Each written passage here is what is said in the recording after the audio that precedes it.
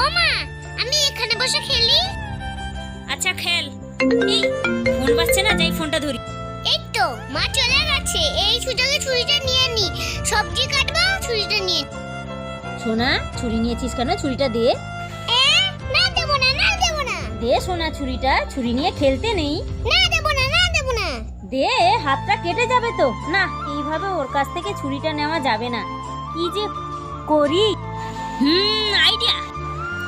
এই যে সসটাকে আমি হাতের মধ্যে আঙুলে লাগিয়ে নেব, দিয়ে চিৎকার করব যে হাত কেটে গেছে, হাত কেটে গেছে। দেখি সোনাই কি করছে। আহ আহ হাত কেটে গেছে, হাত কেটে গেছে।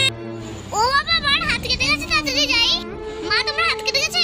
হ্যাঁ সোনা, এই তো কাটতে গিয়ে ছুরিতে হাতটা কেটে গেল, কতটা রক্ত বেরোচ্ছে। ও বাবা, আমি ছুরিটা রেখে দিই, নাহলে আমার হাতটা কেটে যাবে। হ্যাঁ, ঠিকঠাক কাজে লাগলো তো।